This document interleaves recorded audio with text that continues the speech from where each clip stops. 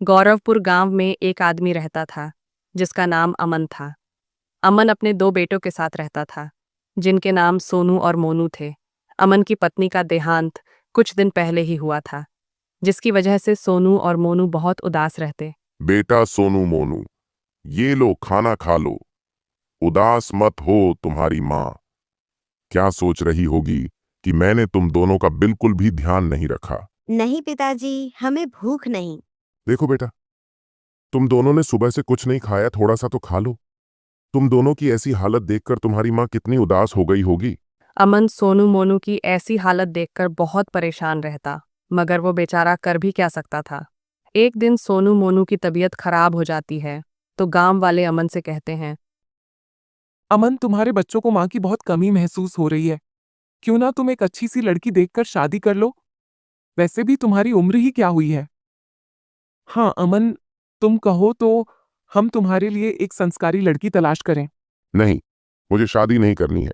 तब एक बुढ़िया बोलती है, हाँ बेटा, दूसरी शादी कभी मत करना, क्योंकि सौतेली माँ कभी सोनू मोनू को अपना नहीं मानेगी, बल्कि वो तुम्हें भी उनके खिलाफ कर देगी।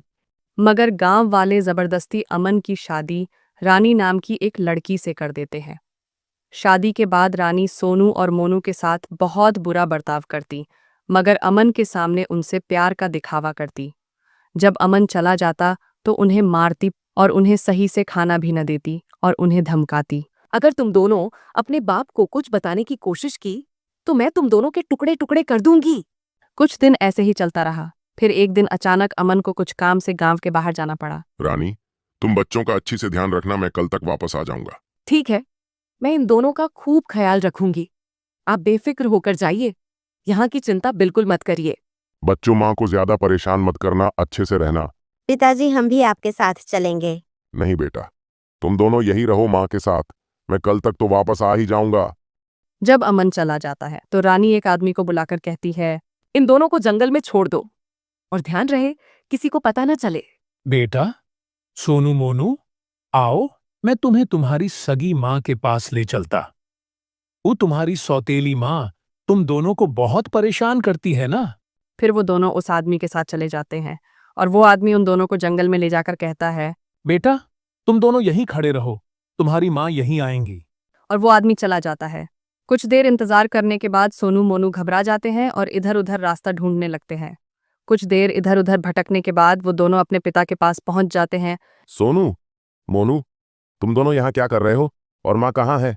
सोनू मोनू ने अमन को सब बात बताई। सारी बात सुनने के बाद अमन को बहुत गुस्सा आ जाता है और वो सब घर आ जाते हैं।